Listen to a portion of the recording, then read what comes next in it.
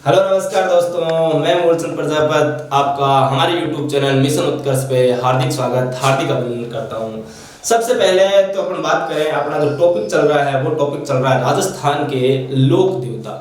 और इस टॉपिक में अपन बात कर चुके हैं बहुत सारे लोक देवताओं की। उन लोक देवताओं के बाद आज मैं आपके सामने जो नए लोक देवता लेकर आया हूँ उसमें अपन बात करेंगे देव नारायण जी की बात करेंगे और कल्लाजी राठौड़ की बात करेंगे। दो लोक देवताओं की बात करेंगे। तो सबसे पहले बात तो बाद में करेंगे, चर्चा बाद में बात करेंगे। सबसे पहले मेरी एक छोटी सी अपील है आपसे, एक छोटी सी रिक्वेस्ट है कि आप हमारे YouTube चैनल मिशन उत्कर्ष को सबसे पहले तो क्या कर लीजिए, सब्सक्राइब कर लीजिए और बगल में एक बेल आइकन का जो घंटा है उसको प्रेस कर लेना, जिससे कि आपको हमारे YouTube चैनल पर जैसे ही नया वीडियो अपलोड होता है आपको क्या मिल जाएगा, नोटिफिकेशन मिल जाएगा सर। और अगर आपको हमारे ये सेशन पसंद आए, हमारी ये क्लास आपको पसंद आए तो सबसे पहले हमारी क्लास को लाइक कीजिएगा और जो आपके जो सुझाव है उनको कमेंट बॉक्स में प्रेस कीजिएगा, जिससे हमें पता चले कि भाई आपके कौन कौन से सुझाव है और हमें और अभी क्या क्या सुधार करना है, तो इससे हमें पता चल जाएगा। तो बने रहिए लगातार हमारे साथ। और आज अपन बात करेंगे लोक देवता देव नारायण जी के ऊपर। तो कंटिन्यू हमें देव नारायण जी की बात करते हैं। देव नारायण जी की बात करते हैं, गुर्जरों का आराध्य लोक देवता है। गुर्जर जाति के सबसे प्रमुख लोक देवताओं में या गुर्जरों के इष्ट देवता के रूप में भी अपन जानते हैं। देव नारायण जी की जो बात करते हैं, देव नारायण जी और देव बाबा के बारे में मैंने आपको पहले पढ़ा दिया है, तो वो देव बाबा अलग है। देव बाबा का भी नंगला जहाज प्रमुख स्थान पड़ता है, लेकिन ये देव नारायण जी और देव बाबा दोनों क्या है, अलग अलग है। वो ग्वालों का रक्षक देवता है और ये गुर्जरों के क्या है, आराध्य लोक देवता के रूप में जाना जाता है। अब इनकी बात करें, सब इनका जन्म की बात करें, सबसे पहले सामान्य परिचय की जब बात करेंगे फिर अपन इनकी कहानी की ओर बढ़ेंगे भी। फिर जब कहानी पहले सामान्य परिचय पढ़ने के बाद पता चलेगा भाई देव नारायण जी ने ऐसा कौन सा तीर मारा, ऐसा कौन सा महत्वपूर्ण कार्य कर दिया जिसकी वजह से इनको पूजा जाता है। तो पहले सामान्य परिचय फिर इनकी कहानी के बारे में चर्चा करेंगे। हाँ, जन्म की बात करें तो इनका जन्म हुआ था विक्रम संवत 1300। हाँ भाई, कब हुआ था? विक्रम संवत की बात करते हैं, विक्रम संवत 1300 में। अगर ईस्वी में लिखना चाहो भाई, आप ईस्वी में लिखना चाहो तो लिख लेना 1243 ईस्वी में इनका क्या होता है, जन्म होता है। सर 1243 कैसे आया? तो मैंने आपको पहले ही बता रखा है भाई कि जब लोक देवता या लोक संतों की या लोक देवियों की जब अपन बात करते हैं तो इनका जो जन्म है वो जन्म दिनांक ज्यादातर विक्रम संवत में पूछी जाती है, इसलिए मैं आपको ज्यादातर जो लिखवाता हूँ विक्रम संवत में लिखवाता हूँ। फिर भी आपको चाहिए कि सर नहीं हमें तो ईस्वी सन में चाहिए, तो आप जो विक्रम संवत लिखाता हूँ इसमें से माइनस क्या कर दीजिए, 57 कर दीजिएगा, आपको ईस्वी सन क्या हो जाएगी, प्राप्त हो जाएगी। कोई बात नहीं सर। अब आगे बात करें भाई, जन्म की बात कर ली, जन्म हुआ कब है, विक्रम संवत है 1300 इनका क्या हुआ, जन्म हुआ। तो जन्म स्थान की बात कर लेते हैं, जन्म स्थान है कौन सा है जहां पर इनका क्या होता है, जन्म होता है। तो जन्म स्थान की बात करें तो एक डूंगरी पड़ती है, एक पहाड़ी पड़ती है, जिस डूंगरी का नाम है मालेसर की डूंगरी। हाँ, डूंगरी का नाम क्या है, मालेसर की डूंगरी। और इस मालेसर की डूंगरी की बात करें, ये जो मालेसर की डूंगरी है ये गोठा दड़ावता के पास पड़ती है। हाँ भाई, गोठ दड़ावता, गोठ है दड़ावता, गोठ दड़ावता नामक स्थान के पास में पड़ती है। और ये जो गोठ दड़ावता है ये आसीन तहसील भीलवाड़ा में पड़ता है। साहब कहां पे पड़ता है, आसीन तहसील पड़ती है और जिला पड़ता है यहाँ पे कौन सा, भीलवाड़ा। अब भीलवाड़ा में मालेसर की डूंगरी पर देव नारायण जी का क्या होता है, जन्म होता है। अब जब जन्म की बात आ गई तो जन्म के बाद इनकी बात कर लेते हैं, सीधे माता पिता की ओर बढ़ते हैं। तो सबसे पहले बात करें इनके पिताजी का नाम क्या था, पिताजी का नाम था सवाई भोज। हाँ, क्या नाम था, सवाई भोज इनके पिताजी का क्या था, नाम था। इसके बाद बात करें भाई माता का नाम क्या था, माता की नाम की जब चर्चा करते हैं तो माता का नाम था सेडू खटाणी। हाँ भाई, क्या नाम था, सेडू खटाणी इनकी माता का नाम था, सेडू खटाणी। हाँ, बात कर ली यहाँ तक, अच्छी बात है। फिर एक चीज और जो खास बात है सर, देव नारायण जी का क्या बचपन का नाम देव नारायण जी था क्या? तो ऐसा नहीं है, देव नारायण जी के बचपन का नाम कुछ अलग था। तो बचपन के नाम की ओर चर्चा करते हैं। अब बचपन का नाम क्या था इनका, बचपन का नाम की जब बात करते हैं तो इनका नाम मिलता है उदय सिंह। हाँ भाई, क्या नाम मिलता है, उदय सिंह। देव नारायण जी के बचपन का नाम क्या था, उदय सिंह इनके बचपन का नाम था। और कुछ चर्चा करें सर, इनकी जो पत्नी थी, इन पत्नी का नाम क्या था? हाँ भाई, पत्नी का नाम क्या था, तो पत्नी का नाम था पीपल दे। हाँ भाई, क्या नाम था, पीपल दे। और ये जो पीपल दे है ये कहां की थी, तो ये धार प्रदेश की थी। और ये जो धार प्रदेश है ये पड़ता है वर्तमान में मध्य प्रदेश, यानी एमपी का मतलब होता है मध्य प्रदेश। यहाँ धार प्रदेश एमपी की थी, मध्य प्रदेश की थी। और यहाँ पर भी बात करें तो यहाँ का जो नरेश था, यहाँ का जो राजा था जय सिंह। हाँ भाई, जय सिंह की पुत्री थी, किसकी पुत्री थी, जय सिंह की क्या थी, पुत्री थी। और ये जय सिंह कहाँ का है, धार प्रदेश एमपी का क्या था, शासक था। इनकी क्या थी, पुत्री थी। अब अगर बात करें भाई इनका जो देव नारायण जी का जो लालन पालन हुआ था, अब लालन पालन बचपन में जो इनके दिन ज्यादातर कटे थे, लालन पालन जिस स्थान पर हुआ वो प्रदेश कौन सा था? देवास प्रदेश था। कौन सा प्रदेश था साहब? देवास। और ये जो देवास प्रदेश पड़ता है ये भी कहां पर पड़ता है? मध्य प्रदेश में पड़ता है, एमपी में पड़ता है साहब। यहाँ पर इनका क्या हुआ? लालन पालन हुआ। अब और कुछ महत्वपूर्ण चीजों की बात करें, हमें देवनारायण जी की एक चीज और बात कर लेते हैं। देवनारायण जी की जो सवारी है, अब देवनारायण जी की सवारी है वो क्या है? तो इनका सवारी है एक घोड़ा, और इस घोड़े का नाम पड़ता है लीलागर। हमें क्या नाम है? लीलागर। लीलाधर नहीं है, लीलागर है। घोड़े का नाम क्या है? लीलागर नाम है। और कुछ चीजों की बात करें भाई, एक इनकी बात कर लेते हैं। जो देवनारायण जी जो गीत है ये क्या कहलाते हैं? ये बगड़ावत कहलाते हैं। क्या कहलाते हैं?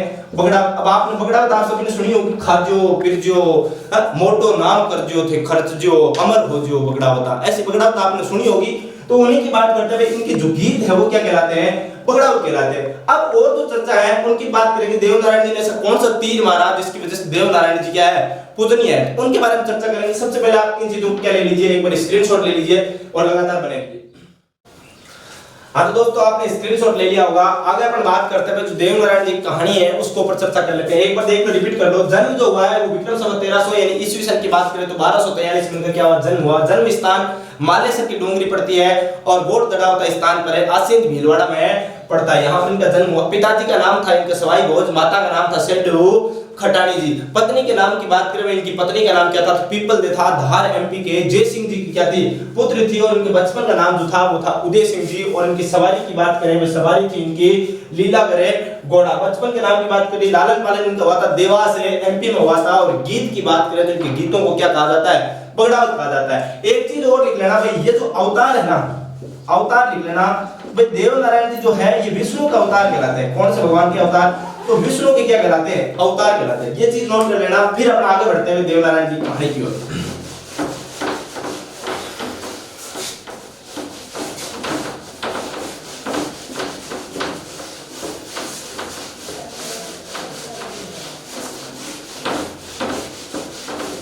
अब देवनारायण जी कहानी की बात करते हैं। देवनारायण जी को सबसे पहले यहाँ एक डब्बा में कैद कर लेते हैं। ये लो, यहाँ पर कौन है? देवनारायण जी। अब देवनारायण जी की बात करें तो देवनारायण जी की पहली बात तो इनका जन्म कहाँ पर हुआ है? मालेसर के डोंगरी, आसिंद भीलवाड़ा आप कह सकते हो। बोट दड़ावता में इनका क्या हुआ?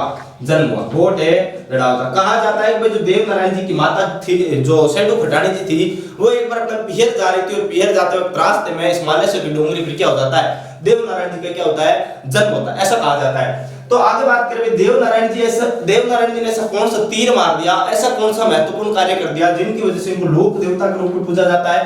तो कुछ न कुछ तो महत्वपूर्ण किया ही होगा। तो बात करें भाई, एक जगह पड़ती है बिनाई। कौन सी जगह? बिनाई। ये जो बिनाई है ये ब्यावर तहसील पड़ता है। कौन सी जगह पड़ता है? ब्यावर। और ब्यावर आपको पता है कहां पर पड़ता है?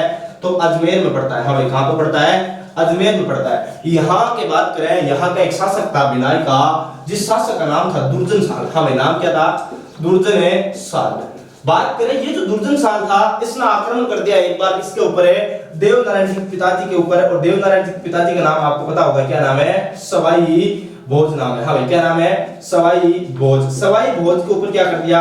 आक्रमण कर दिया। और सवाई भोज की क्या कर देता है? हत्या कर देता है। और कहा जाता है कि जो दुर्जन साल है वो इस सवाई भोज की जितनी भी गायें थी उनको लूट के क्या कर ले जाता है? बिनाई ले जाता है, गायें ले जाता है। और सवाई भोज की क्या कर देता है? हत्या कर देता है।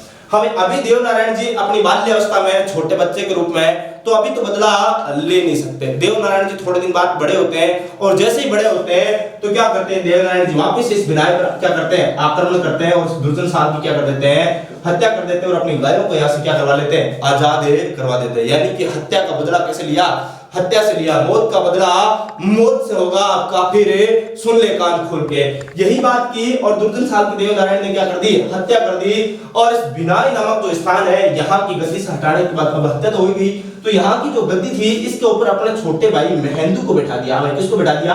महेंदु। देवनारायण जी का भाई था महेंदु, और इस महेंदु को यहाँ का क्या बना दिया? बिनाई का क्या बना दिया साहब? शासक बना दिया। अब एक बात तो होगी साहब, बिनाई के शासक को क्या कर दिया? पराजित कर दिया और यहाँ से अपनी गायों को आजाद करवा लिया। और इस बिनाई का जो शासक है वो अपने ही भाई महेंदु को क्या बना दिया? देवनारायण जी ने बना दिया।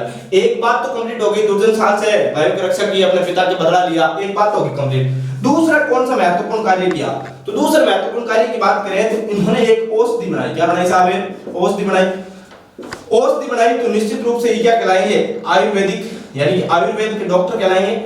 हम आयुर्वेद कहलाएंगे, आयुर्वेद के डॉक्टर कहलाएंगे। अब देखो आयुर्वेद के डॉक्टर तो इन्होंने ऐसा कौन सा महत्वपूर्ण कार्य किया, कौन सी औषधि बनाई, तो इन्होंने नीम के पत्तों को मिलाया, नीम के पत्ते, हमें नीम के पत्ते प्लस इन्होंने गोमूत्र का प्रयोग किया। किसका प्रयोग किया? गोमूत्र, यानी नीम के पत्ते और गोमूत्र को मिलाकर एक औषधि बनाई। और इस औषधि से कहा जाता है भाई ये लगभग छोटे मोटे 36 प्रकार के रोग का क्या कर देती थी? निवारण कर देती, यानी 36 प्रकार की मियादियों का क्या कर देती? निवारण कर देती। ऐसी औषधि किसने बनाई? देवनारायण जी ने बनाई। इसलिए इस देवनारायण जी को क्या कहते हैं? हमें आयुर्वेद का क्या कहा जाता है? आयुर्वेद के जनक कहा जाता है। आयुर्वेद के जनक, राजस्थान में आयुर्वेद के जनक कौन से लोक देवता को कहा जाता है? तो देवनारायण जी को कहा जाता है। हालांकि देवनारायण जी से पहले अपन बात करें, पापू जी ने भी एक औषधि बनाई थी, ऊंटाड़ा नामक औषधि आपने देखा था। पापू जी की जब हम बात करते हैं और फिर भी आपको नहीं देखा है तो आप पापू जी वाले वीडियो में जाना, प्लेलिस्ट में वीडियो पड़ा है उसमें देखना, और वहां पर मैंने बता रखा ऊंटाड़ा नामक औषधि के बारे में डिटेल से। तो ऊंटाड़ा नामक औषधि बनाई तो सही, लेकिन ज्यादा कोई इफेक्टिव नहीं रही, एक आध बीमारी के लिए रही, ज्यादा कुछ आयुर्वेद में कार्य पापू जी ने किया नहीं। लेकिन देवनारायण जी ने ऐसी औषधि बना दी कि जो 36 प्रकार के रोगों का, 36 प्रकार के बीमारियों का क्या कर देती? एक साथ इलाज कर देती साहब। इसीलिए नीम के पत्तों से मिलाया और गोमूत्र से बनाया। इसीलिए देवनारायण जी के मंदिर में आज भी जो पूजा होती है वो पूजा किसकी होती है? नीम के पत्तों की होती है, और साथ में किसकी होती है साहब? ईंटों की क्या होती है? पूजा होती है। देवनारायण जी के मंदिर में आज भी किसकी पूजा होती है? तो नीम के पत्तों की और ईंटों की क्या होती है साहब? यहाँ पर पूजा होती है। और कुछ महत्वपूर्ण चीजों की बात करें, देवनारायण जी को जो भोग लगाया जाता है वो छाछ का भोग लगाया जाता है। हमें छाछ प्लस दलिया का क्या लगाया जाता है? भोग लगाया जाता है। छाछ और दलिया का इनके यहाँ पर क्या लगाया जाता है? भोग लगाया जाता है। और जो महत्वपूर्ण जो चीजें हैं अब मैंने कहानी के माध्यम से आपको बता दिया। ऐसे अपने देवनारायण जी महाराज थे, इनको ऐसे इन्होंने महानतम कार्य किए, इसलिए इनको लोक देवता के रूप में जाना जाता है। और इन्होंने कौन सा विशेष कार्य किया? और कुछ किया क्या? तो और ज्यादा कुछ भी विशेष नहीं है। जो भी चीजें मैंने आपको बता दी है, इन्हीं चीजों को वापस क्या कर लेते हैं? हम व्यवस्थित कर लेते हैं। अगर कोई आप इनमें से इस चीज का स्क्रीनशॉट लेना चाहता है तो प्लीज एक बार स्क्रीनशॉट ले लीजिए, फिर अपन आगे बढ़ते हैं। तो ले लिया आपका स्क्रीनशॉट है। आगे अपन बात करते हैं, इन्हीं चीजों को वापस से क्या कर लेते हैं? व्यवस्थित कर लेते हैं। इन्हीं चीजों को देख लेते हैं, लिख के आपको बता देते हैं। ये तो डायग्राम मैंने आपको बना के बता दिया, कहानी जो थी इनकी वो समझा दी। अब इन चीजों को अपन क्या कर लेते हैं साहब? व्यवस्थित कर लेते हैं। तो बने रहिए लगातार कंटिन्यू।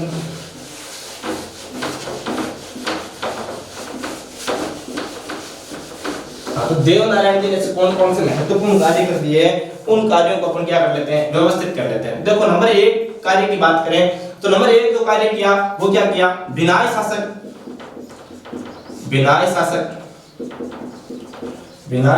दुर्जन साल से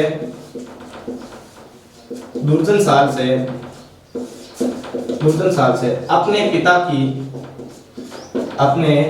पिता की मौत का बदला लिया, मौत का बदला लिया तथा क्या की इन्होंने? गोरक्षा की। हाँ भाई, क्या की? गोरक्षा। नंबर 1 बात होगी भाई, दुर्जन साल ने इसके पिता जो देवनारायण जी जो पिताजी थे सवाई भोज जी, उनकी हत्या कर दी थी। उनकी हत्या का बदला वापस हत्या से लेते हैं देवनारायण जी, और अपनी जो गायें थी उनको क्या करवा लिया? आजाद करवा लिया। नंबर 2 बात, जो विनाय का शासक है, हाँ भाई विनाय अजमेर पड़ता है, विनाय शासक किसको नियुक्त कर दिया? विनाय शासक अपने भाई महेंदु को बना दिया, महेंदु को बनाया। नंबर 2 बात। नंबर 3 बात, क्या बात थी इनके बारे में? नंबर 3 बात ये थी इन्होंने क्या किया? आयुर्वेदिक औषधि बनाई। तो इन्हें हम लिख सकते हो, इन्हें आयुर्वेद का जनक लोक देवता कहा जाता है। आयुर्वेद का जनक है लोक देवता कहा जाता है।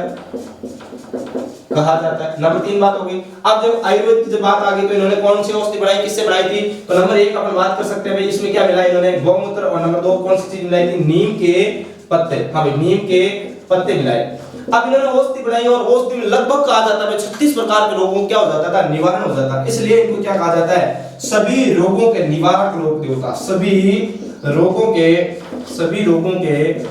निवारक लोक देवता। सभी रोगों के निवारक लोक देवता भी इन्हीं को कहा जाता है। अगली बात करें भाई, ये चीज तो ठीक है हो गई। फिर मैंने बताया भाई इनके जो मंदिर में पूजा जो होती है, हाँ भाई पूजा, इनके मंदिर में जो पूजा होती है, पूजा की बात करें तो पूजा किस किस चीज की होती है? नीम के पत्तियों की, नीम की पत्तियों की, हाँ भाई नीम की पत्तियों की तथा नीम की पत्तियों की तथा किसकी होती है? ईंटों की पूजा होती है। हाँ, इनके मंदिर में मूर्ति के रूप में क्या लगी होती है? ईंटें लगी होती है। ईंटें देव नारायण जी की क्या कहलाती है? प्रतीक कहलाती है। इसलिए यहाँ पर नीम की पत्तियों की तथा ईंटों की क्या होती है? पूजा होती है साहब। नंबर 5 की बात करें, इनको जो भोग लगाया जाता है, यानी भोग कह सकते हो, या फिर जो प्रसादी चढ़ाई जाती है वो क्या होती है? भोग या प्रसाद आप कह सकते हो। जैसे अपने चढ़ाते हैं ना 21 रुपए के मखाने ले जाकर चढ़ा देते हैं, केटबरी की चॉकलेट ले जाकर चढ़ाते हैं, डेयरी मिल्क भी चढ़ाते हैं। आजकल तो लोग इतने स्वार्थी हो गए हैं कि खुद के खाने के लिए 5 रुपए का पार्ले जी बिस्कुट चढ़ा के आते हैं मंदिर में। लेकिन यहाँ पर ऐसा नहीं है साहब। यहाँ पर भोग या प्रसादी के रूप में क्या चढ़ाया जाता है? दलिया चढ़ाया जाता है। क्या चढ़ाया जाता है? दलिया। और दलिया के साथ में क्या चढ़ाई जाती है? छाछ चढ़ाई जाती है साहब। दलिया और छाछ क्या लगता है? इनके भोग लगता है। तो ये जो चीजें हैं ये व्यवस्थित कर दी। अब और जो चीजें हैं देवनारायण जी के बारे में वो अपन और नोट करेंगे। तो पहले इन चीजों को आप क्या कर लीजिए, एक बार स्क्रीनशॉट ले लीजिए।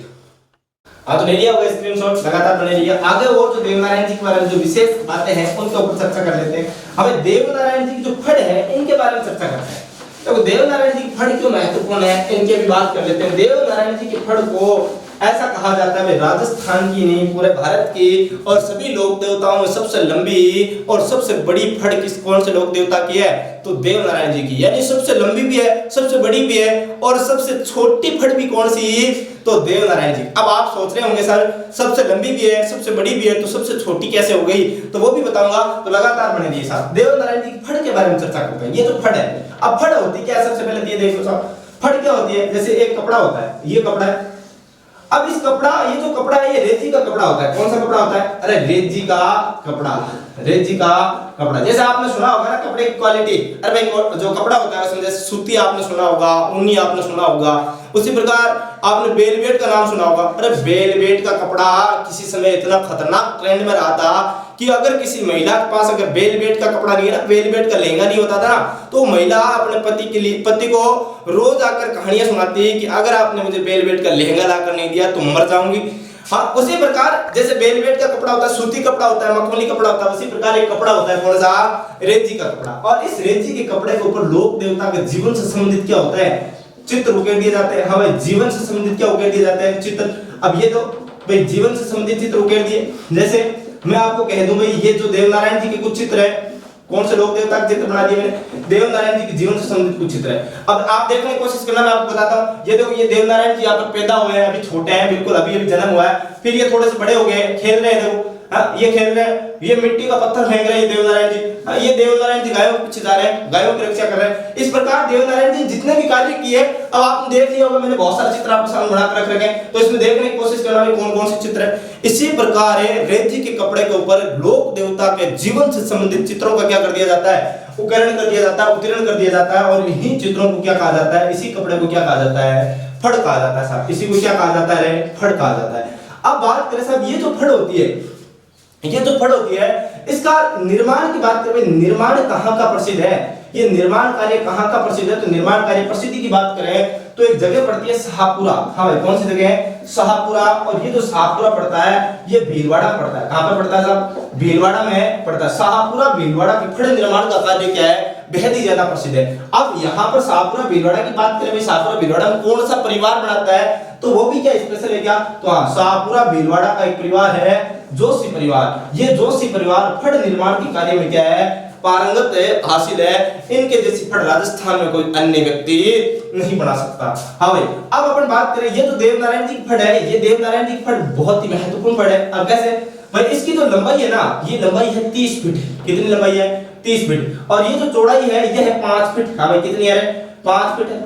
यानी कि अपन कह सकते हैं सबसे लंबी देवनारायण जी की फड़ को क्या कह सकते हैं? सबसे लंबी फड़ है वह सबसे बड़ी फड़। क्या कह सकते हैं? सबसे बड़ी फड़। राजस्थान के लोक देवताओं में सबसे लंबी और सबसे बड़ी फड़ कौन से लोक देवता की है? तो देवनारायण जी के साथ। और बात करें तो राजस्थान के लोक देवता में यही फड़ क्या है, सबसे छोटी फड़ है। क्या है, सबसे छोटी फड़ है। सर एक तरफ तो आप कह रहे हो सबसे लंबी फड़ है, सबसे बड़ी फड़ है, एक और आप कह रहे हो सबसे छोटी फड़ है, हमें क्या है, सबसे छोटी फड़। अरे सर कहीं पागल वागल तो नहीं हो गए हो आप, ऐसे कैसे कह रहे हो? तो ऐसी कोई बात नहीं है, सबसे छोटी फड़ है। क्यों? इसके पीछे रीजन है। रीजन क्या है? बात करते हैं 2 सितंबर की। कब की बात कर रहे हैं? 2 सितंबर है 1992 ईस्वी की बात करते हैं साहब। 2 सितंबर 1992 को इस फड़ पर क्या हुआ, 5 रुपए का डाक टिकट जारी हुआ। क्या हुआ? डाक टिकट जारी हुआ। डाक टिकट जारी, जब 5 रुपए का डाक टिकट जारी हुआ तो आप कह सकते हो डाक टिकट इतना सा होता है, कितना सा होता है, इतना छोटा सा होता है। और डाक टिकट वर्तमान में तो आपने देखा नहीं होगा, क्योंकि फेसबुक का, ट्विटर का, यहाँ व्हाट्सएप का जमाना, जहाँ एक और इंस्टाग्राम ट्रेंड में छाया हुआ रहता है, ये जमाना आपके सामने चल रहा है, तो आपको कहाँ पता होगा डाक टिकट होती क्या है। अरे डाक टिकट होती है जब आप कहीं किसी को पत्र, लेटर, बहुत जब ज्यादा समय पहले की बात नहीं कर रहा, अगर थोड़े समय पहले की बात करूं तो क्या होता था भाई, लोग जो पत्र व्यवहार करते हैं, आपस में जो बातचीत का कार्य करते थे ना, वो डाक के माध्यम से करते हैं। डाक जो भेजते थे उसके ऊपर एक लगती है डाक टिकट, छोटी सी, अलग अलग होती है, कहीं 2 रुपए की होती है, कहीं 5 रुपए की होती है, 20 रुपए की, 50 रुपए की, 100 रुपए की, जितनी बड़ी आप डाक टिकट लेना चाहोगे उतना ही होती, ऐसी डाक टिकट होती। अब देवनारायण जी जो लोक देवता है, इनके ऊपर 2 सितंबर 1992 को कितने रुपए का डाक टिकट जारी हुआ? 5 रुपए का। अब 5 रुपए की इतनी सी डाक टिकट होती है, उसके ऊपर देवनारायण जी पूरी की पूरी फड़ का क्या कर दिया, उपकरण कर दिया। पूरी फड़ जब एक इतनी सी डाक टिकट पर छाप दी गई तो कौन सी डाक टिकट कहलाई है? सबसे छोटी फड़ कहलाई। क्या कहलाई? सबसे छोटी फड़। एक और सबसे लंबी और सबसे बड़ी फड़ भी कौन से लोक देवता की? तो देवनारायण जी की। एक और सबसे छोटी फड़ भी कौन से लोक देवताओं की? तो भी किसकी है? देवनारायण जी की। और एक और महत्वपूर्ण बात भाई, जब देवनारायण जी की फड़ का जब वाचन किया जाता है तो वाद्य यंत्र कौन सा प्रयोग किया जाता है? तो ये जो वाद्य यंत्र है, ये जंत्र वाद्य यंत्र का क्या किया जाता है? प्रयोग किया जाता है। कौन सा वाद्य यंत्र का? जंत्र वाद्य यंत्र का। बाकी सभी लगभग लोक देवताओं की फड़ का वाचन करते समय रावण हत्ता वाद्य यंत्र का प्रयोग किया जाता है। और साथ में जब पवाड़े गाते हैं तो उसमें लगभग माट वाद्य यंत्र का प्रयोग किया जाता है। लेकिन यहाँ पर जो वाद्य यंत्र है देवनारायण जी में, वो वाद्य यंत्र है जंत्र वाद्य यंत्र। कौन सा वाद्य यंत्र है? तो जंत्र वाद्य यंत्र है। अब एक और महत्वपूर्ण बात देवनारायण जी के बारे में देख लेते हैं। फड़ की बात यहाँ कंप्लीट हो जाती है। अब कहा जाता है देवनारायण जी के ऊपर एक मूवी आई थी, देवनारायण फिल्म। हमारी कौन सी फिल्म आई? देवनारायण जी के ऊपर एक फिल्म आई और इस फिल्म का नाम था देवनारायण है फिल्म। ये फिल्म लगभग आप बात कर सकते हैं 2016 में रिलीज हुई थी। कब की बात कर रहे हैं? 2016 में फिल्म आई देवनारायण फिल्म। और इसमें जो देवनारायण जी का जो किरदार निभाने वाला व्यक्ति था, यानी कि देवनारायण जी का किरदार, मुख्य किरदार की बात करें, अब मुख्य किरदार किसने निभाया? तो मुख्य किरदार यानी इस देवनारायण फिल्म देवनारायण जी का रोल अदा करने वाला व्यक्ति था नाथू सिंह गुर्जर। हाँ भाई, क्या नाम था? नाथू सिंह गुर्जर नाम था इस व्यक्ति का। क्या नाम था? नाथू सिंह गुर्जर। तो ये थी देवनारायण जी से संबंधित फड़ है और उनके मूवी के बारे में विशेष जानकारी। अब बाकी जो चीजें हैं, जैसे देवनारायण जी जो प्रमुख मेले हैं और प्रमुख जो मंदिर है वो कहां पर है और यहाँ पर कब कब मेला लगता है, उनके बारे में चर्चा करेंगे। पहले इस चीज का क्या ले लीजिए, स्क्रीनशॉट ले लीजिए, लगातार बने रहिए। हाँ, तो आपने स्क्रीनशॉट ले लिया होगा। अब अपन बात करें भाई देवनारायण जी की प्रमुख जो पूजा स्थल है, प्रमुख जो मंदिर है वो कहां पर है? अपन कह सकते हैं प्रमुख पूजा स्थल है जहां पर इनके मेले भी लगते हैं, वो कौन कौन से स्थान है, उनके ऊपर अपन क्या करेंगे, चर्चा करेंगे। तो लगातार बने रहिए।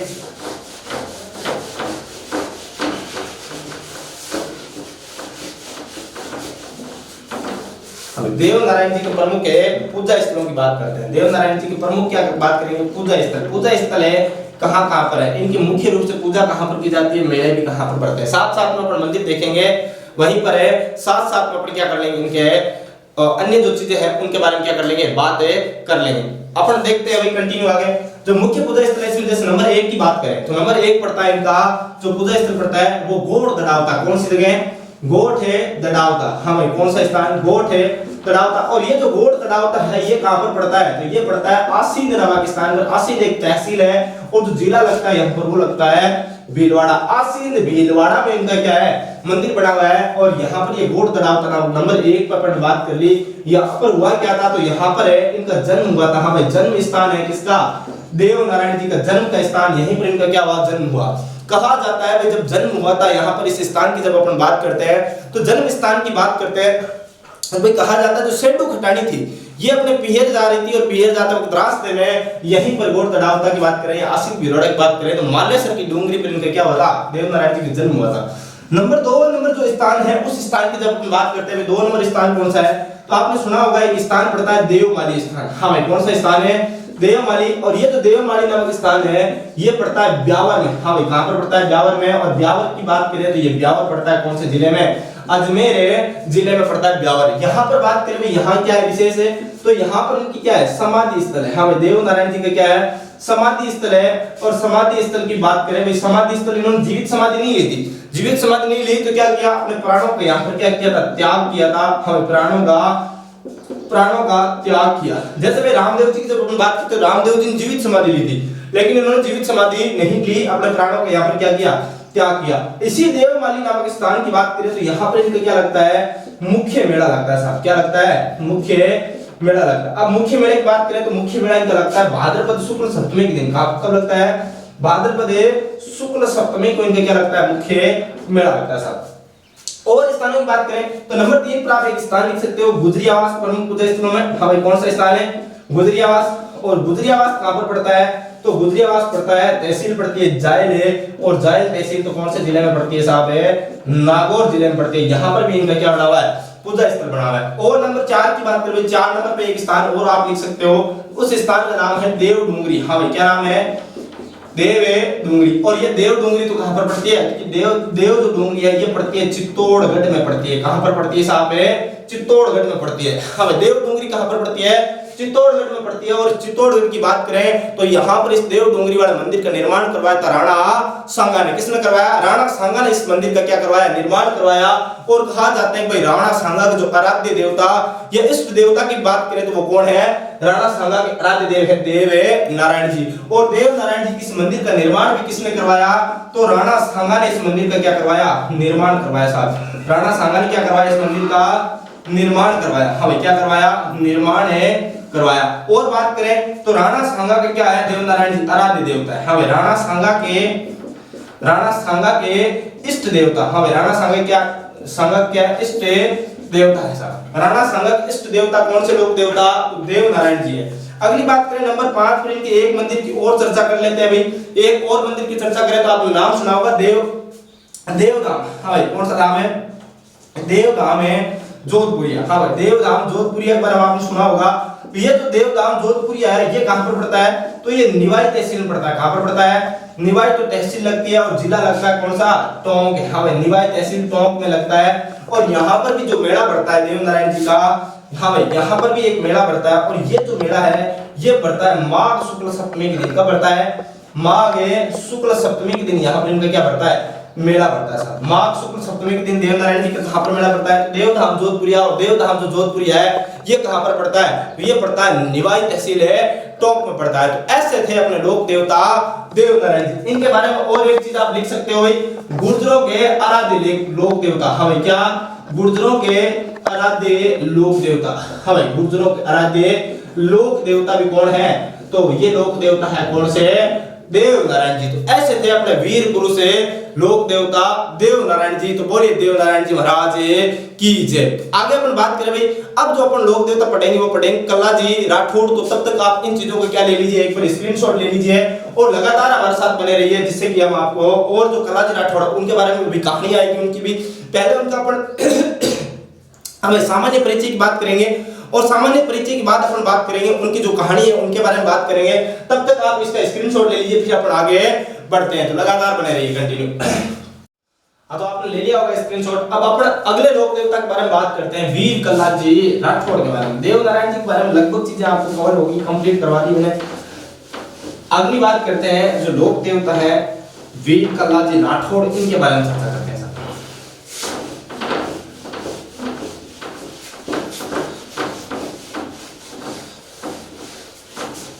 हाँ तो भाई, अब बात करेंगे अपन है लोक देवता वीर कल्लाजी राठौड़ के बारे में बात करते हैं। वीर कल्लाजी राठौड़। कल्लाजी राठौड़ आपने नाम तो सुना ही होगा, 4 हाथों वाले लोक देवता के रूप में जाने जाते हैं राजस्थान में वीर कल्लाजी राठौड़। तो सबसे पहले अपन बात करेंगे इनके सामान्य परिचय के बारे में, फिर इनकी कहानी के बारे में चर्चा करेंगे। तो सामान्य परिचय आप देख लो पहले। सबसे पहले तो भाई जन्म की बात करें, वीर कल्लाजी राठौड़ का जन्म कब हुआ था? तो जन्म हुआ था विक्रम संवत में। अपन बात करते हैं अब विक्रम संवत में हुआ था 1601 विक्रम संवत को। अगर किसी को अपन ईस्वी सन में देखें तो आप निकाल सकते हो भाई लगभग क्या आएगा रे 1544 ईस्वी में। हाँ कब हुआ था? 1544 ईस्वी में इनका क्या हुआ था, जन्म हुआ था। अब अपन बात करें इनका जन्म स्थान कौन सा है, कहां पर हुआ था इनका जन्म है, तो जन्म स्थान की जब बात करते हैं तो जन्म स्थान था इनका सामियाना गांव। कौन सा गांव था, सामियाना। हाँ भाई सामियाना, सामियाना गांव है। और ये जो सामियाना गांव है इसकी तहसील पड़ती है मेड़ता तहसील। हाँ भाई कौन सी तहसील, मेड़ता। और तो मेड़ता की बात करें तो कहां पर पड़ता है,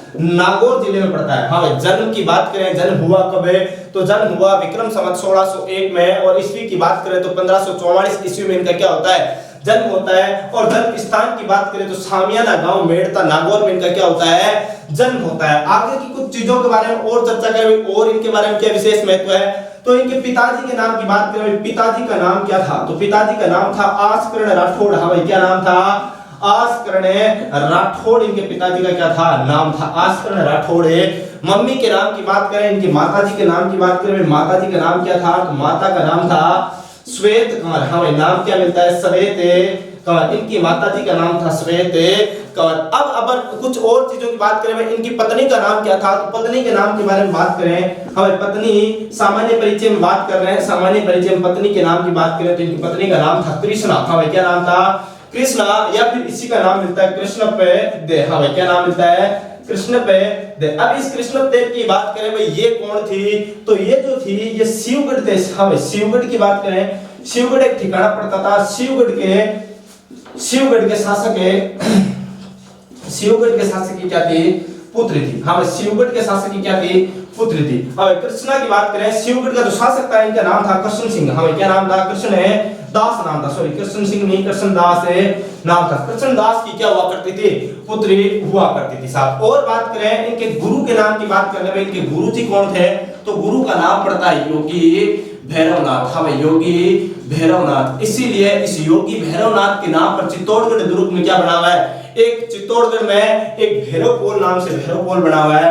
और बात करें भाई इनकी छतरी कहां पर बनी हुई है, वीर कल्लाजी राठौड़ की, तो इनकी छतरी पे बनी हुई है भैरव पोल पर। हाँ भैरवपोल, और भैरवपोल की तो बात करें भैरवपोल कहां पर पड़ता है, चित्तौड़गढ़ है। और चित्तौड़गढ़ दुर्ग के मुख्य है जो दरवाजे हैं, मुख्य दरवाजों में शामिल है भैरवपोल। यहीं पर इनकी क्या बनी हुई है, छतरी बनी हुई है। तो ये था अपने जो वीर कल्लाजी राठौड़ है इनका सामान्य परिचय है। और आगे अपन बात करेंगे इनकी जो कहानी है उसके बारे में, तो लगातार बने रहिए और स्क्रीनशॉट ले लीजिए पहले, फिर बात करते हैं आगे।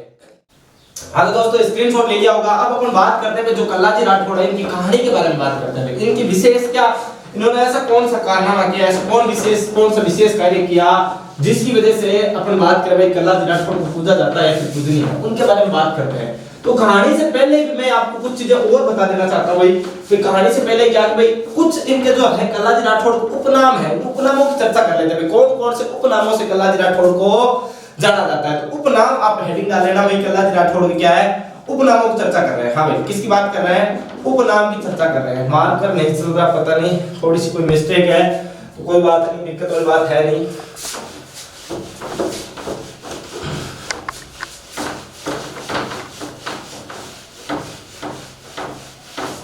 हम बात कर रहे हैं कल्लाजी राठौड़ के उपनाम पे।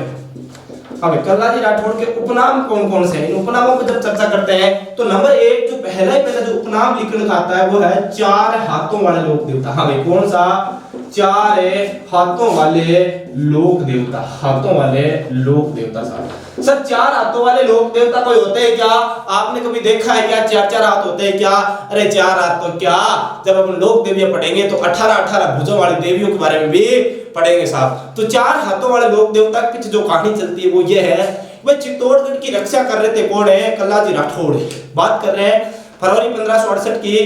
तो फरवरी 1568 में कहा जाता है चित्तौड़गढ़ का तीसरा शाखा होता है। इस तीसरा शाखा में जो उदय सिंह यहाँ का जो शासक था वो महल को छोड़कर बाहर चले जाते हैं, पहाड़ियों की ओर चले जाते हैं। तो जो महल की जो जिम्मेदारी सौंप कर जाते हैं वो जयमल राठौड़ और फत्ता सिसोदिया को सौंप के जाते हैं।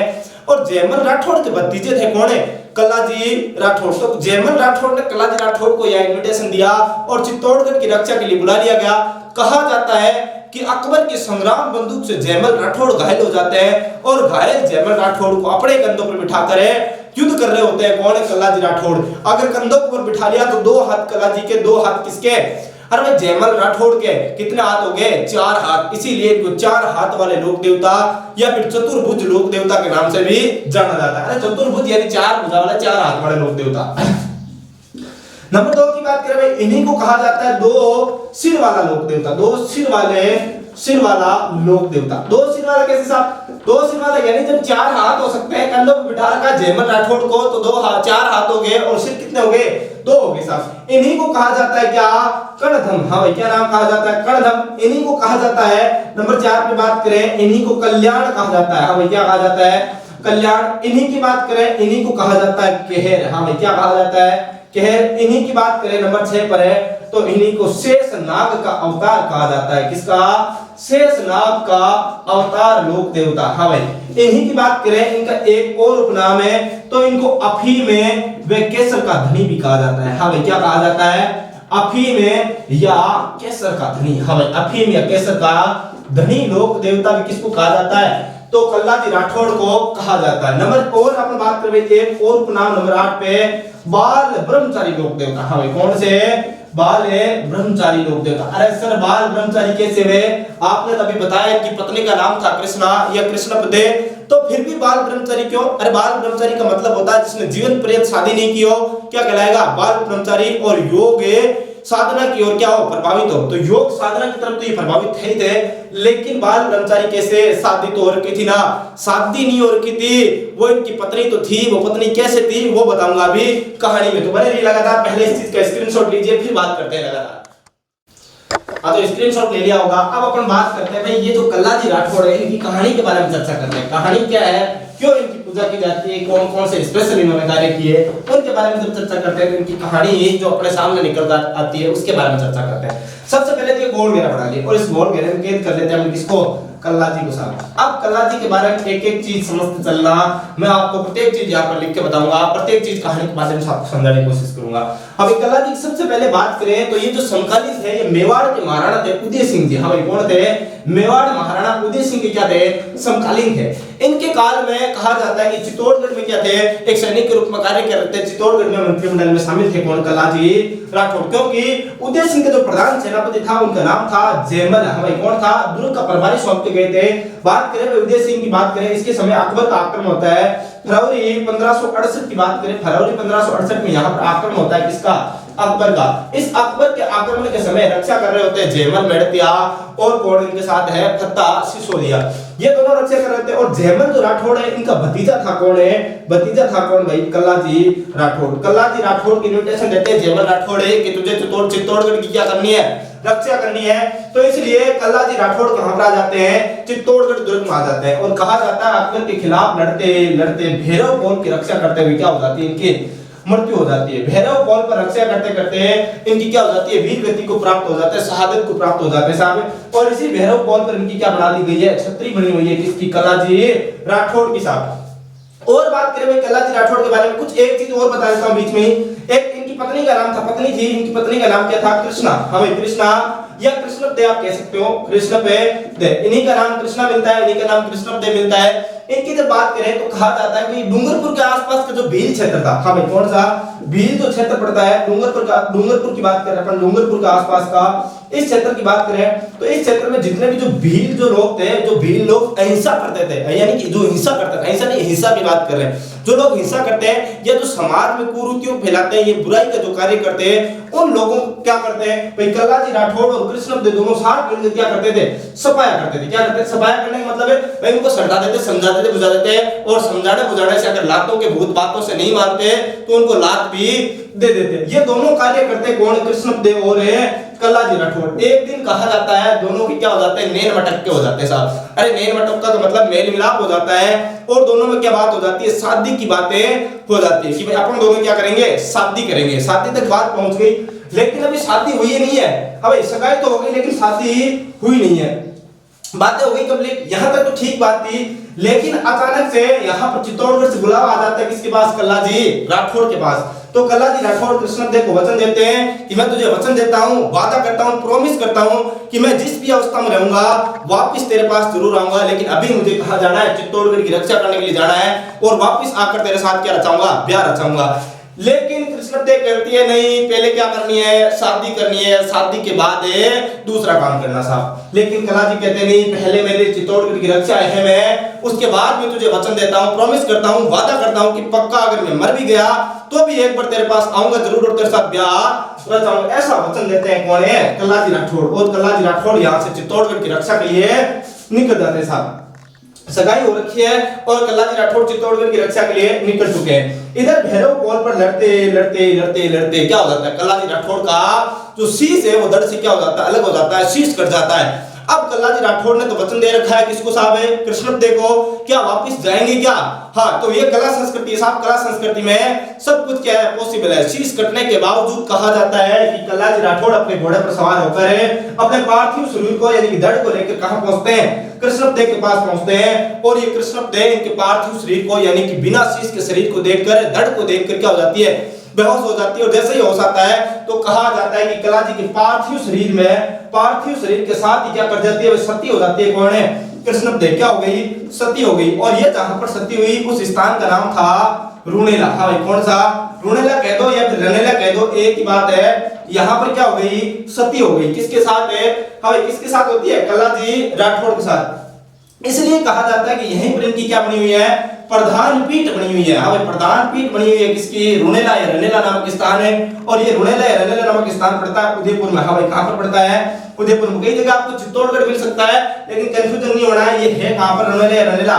तो ये पड़ता है कहां पर, उदयपुर में। यहीं पर कल्लाजी राठौड़ की क्या बनी हुई है, प्रधान पीठ बनी हुई है। अब बात करें भाई इनकी छतरी की, अपन बात कर ली, भैरवकोल पर है, प्रधान पीठ यहाँ पर है। तो कल्लाजी के मंदिर की बात कर लेते हैं साहब। मंदिर कहां पर है, कल्लाजी राठौड़ का जो प्रमुख मंदिर है ये कहां पर है, तो ये सामियाना गांव में है। हाँ भाई, कहां पर है, सामियाना गांव। कौन सा गांव, सामियाना गांव। ये जो सामियाना गांव है ये पड़ता है डूंगरपुर में। हाँ भाई, कहां पर पड़ता है, डूंगरपुर में। यहाँ पे इनका क्या बना हुआ है, प्रमुख है मंदिर बना हुआ है। अब अपन बात करें भाई प्रधान पीठ, तो ठीक बात है, यहाँ पर इनका मेला कब लगता है, तो जो कल्लाजी राठौड़ है इनके मेले की अगर अपन बात करें, मेला कब लगता है, मेले की बात करें तो मेला लगता है इनका आश्विन शुक्ल नवमी के दिन। इनका क्या लगता है, आश्विन शुक्ल नवमी के दिन का क्या लगता है, बड़ा मेला लगता है। आश्विन शुक्ल नवमी के दिन इनका प्रधान या मुख्य मेला लगता है।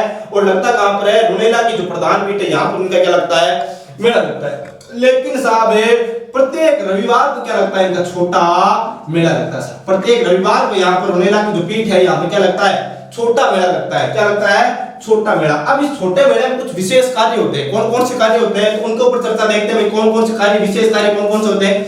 आपने नाम सुना होगा पागल कुत्ता। हाँ भाई, क्या, पागल कुत्ता। अगर किसी को पागल कुत्ता काट ले तो उसका इलाज रुणेला की पीठ पे वीर कल्लाजी राठौड़ की प्रधान पीठ पे क्या होता है, इलाज होता है। अरे पागल कुत्ता का मतलब हिड़किया कुत्ता, राजस्थानी भाषा में कहते हैं हिड़किया कुत्ता, जानते हो ना। अगर किसी को हिड़किया कुत्ता काट ले तो फिर उसका ट्रीटमेंट क्या होता है, बेहद मुश्किल होता है। 50-60 टीके लगते हैं साहब, 40-50 टीके लगेंगे और फिर क्या होगा, हिड़किया कुत्ते का क्या होगा, काटने का इलाज। लेकिन वीर कल्लाजी राठौड़ की प्रधान पीठ पर अगर चले गए तो वहां पर क्या होगा, इसका तुरंत इलाज होता है साहब। एक और इलाज इसी रविवार के मेले में, अगर किसी को गोइरा काट ले। हाँ भाई, क्या, अगर किसी को गोइरा डंक मार ले। गोइरा जानते हो क्या, गोइरा बहुत विषैला जानवर होता है। इसे कहा जाता है राजस्थानी में जो गोइरा जानवर होता है उसका जो कह सकते हैं गोइरा जो जीव होता है, इसका क्या होता है, जो विष होता है वो बहुत ही खतरनाक होता है। लेकिन साइंस इस बात को नहीं मानती। साइंस कहती है कि गोइरे में तो क्या नहीं होता, विष होता ही नहीं, जहर होता ही नहीं साहब। लेकिन यहाँ कला संस्कृति है, कला संस्कृति में कुछ भी हो सकता है। कहा जाता है गोइरा सबसे विषैला जानवर होता है।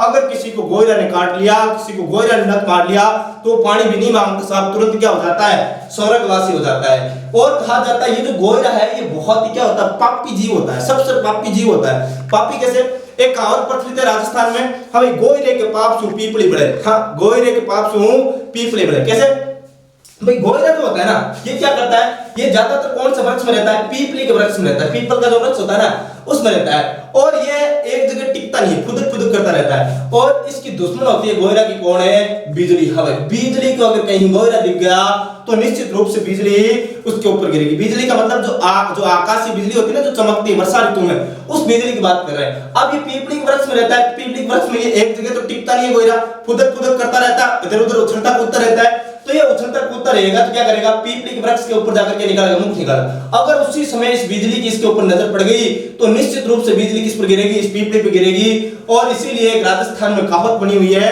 कि गोरे के पाप से हो पीपली बड़े साहब। इतना ही नहीं, पागल कुत्ते का इलाज भी हो गया, गोरे का इलाज भी हो गया।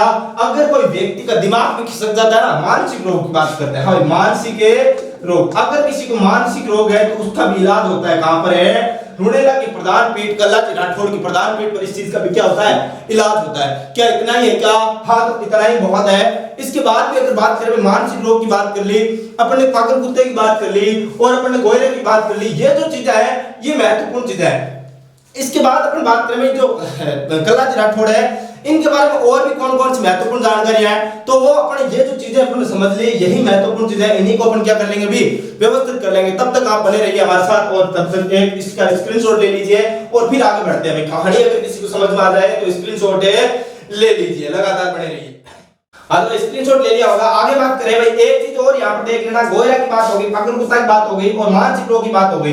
अब भूत प्रेत का भी निवारण यहाँ पर किया जाता है। अगर किसी में भूत प्रेत की बात करें, अरे भाई गांव में सुनते होंगे ना आपने कि भाई फलाना आदमी में भूत नहीं बढ़ गई, भूत बढ़ गया है, भूत घुस गया। अरे इस भूत प्रेत का भी निवारण किया जाता है, किसकी पीठ पर है, रुणेला की पीठ पर है, वीर कल्लाजी राठौड़ की। तो लगातार बने रहिए। आगे जो अपन बात करें कल्लाजी राठौड़ की, भाई यही चीजें जो मैंने कहानी के माध्यम से आपको बता दी, इनको अपन क्या कर लेते हैं, एक बार व्यवस्थित कर लेते हैं। हाँ,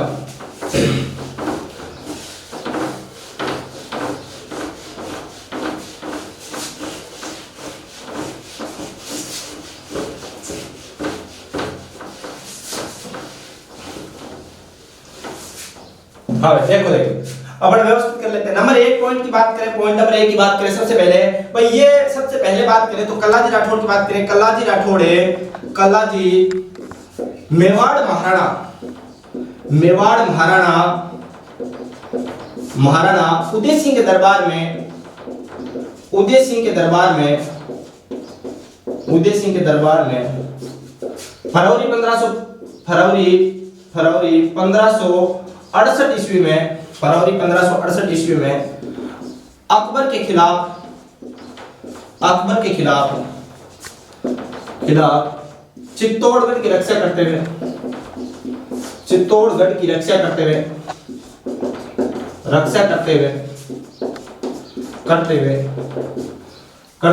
भैरवपोल पर वीर गति को प्राप्त हुए। क्या हुए? वीर गति को प्राप्त हुए, वीर गति को प्राप्त हुए। यहां तक तो बात होगी साहब। अकबर के जो खिलाफ युद्ध लड़ रहे थे 1500 जो फरवरी 1568 में कहा जाता है, मेवाड़ का जो चित्तौड़गढ़ का जो तीसरा शाखा हुआ था, इस तीसरे शाखे में चित्तौड़गढ़ की रक्षा करते हुए क्या हो जाते हैं, कल्लाजी राठौड़ वीर गति प्राप्त हो जाते हैं। इनकी छतरी की बात करें, छतरी कहां पर बनी हुई है, तो छतरी इसी भैरवपोल पर बनी हुई है। और ये जो भैरवपोल जो नाम है, ये भैरवपोल नाम है इनके गुरु जी जो थे भैरवनाथ, उनके नाम पर पड़ा हुआ है। अब इनकी बात करें, इनका मंदिर कहां पर बना? अभी मैंने बताया आपको, इनका मंदिर पड़ता है सामियाना गांव। कहां पर पड़ता है? अबे सामियाना गांव, सामियाना गांव। और ये जो सामियाना गांव पड़ता है, ये डूंगरपुर में पड़ता है। कहां पर पड़ता है भाई? डूंगरपुर में पड़ता है। यहाँ पर इनका मंदिर है। और अपन बात करें इनकी जो प्रधान पीठ है, वो प्रधान पीठ कहां पर है? इनकी प्रधान पीठ है। अब प्रधान पीठ की बात करें तो अपन अभी बात की थी, कहानी के माध्यम से समझाया था। तो प्रधान पीठ पड़ती है रुणेला, या फिर किसी को कहते हैं रनेला, और ये पड़ता है कहां पर है? उदयपुर में। यहाँ पर इनकी क्या है? प्रधान पीठ है।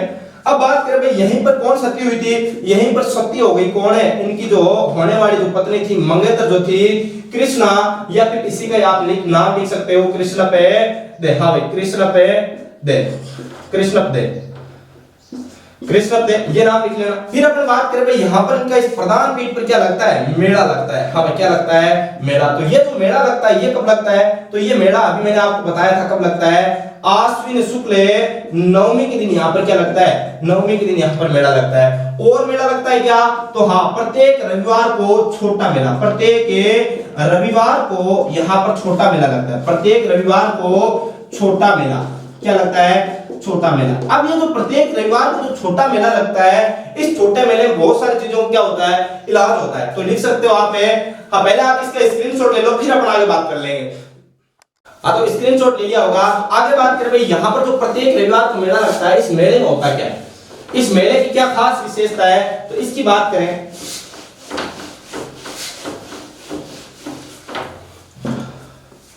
अब यहाँ पर है, प्रत्येक रविवार मेले की बात कर रहे हैं, यहाँ पर है पागल कुत्ता की काटने गोये के काटने व मानसिक रोग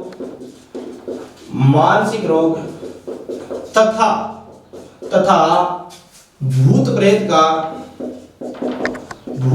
का निवारण किया जाता है। हाँ, क्या किया जाता है? भूत प्रेत का निवारण किया जाता है।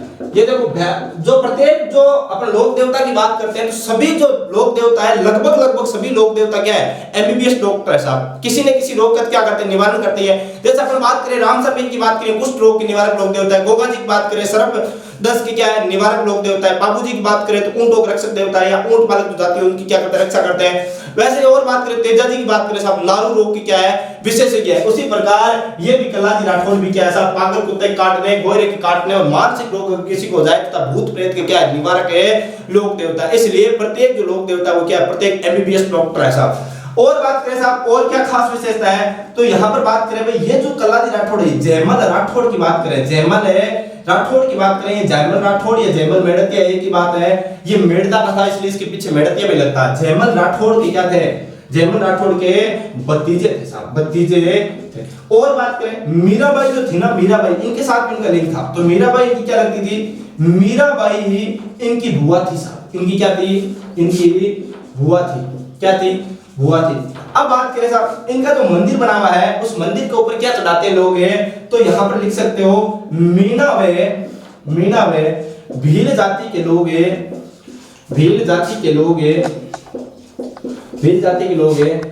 इनके मंदिर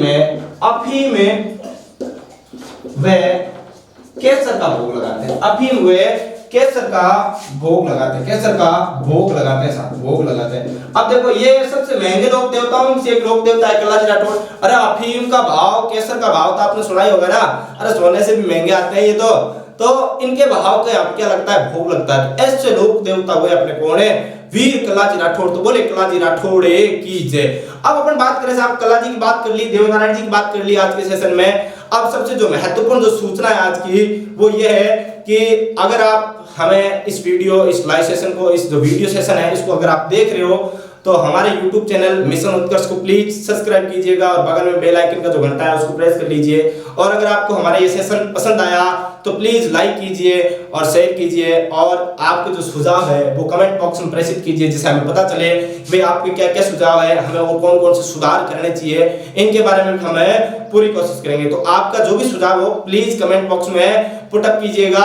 और बने रहिए लगातार हमारे साथ। आज के सेशन को यहीं समाप्त करते हैं। धन्यवाद।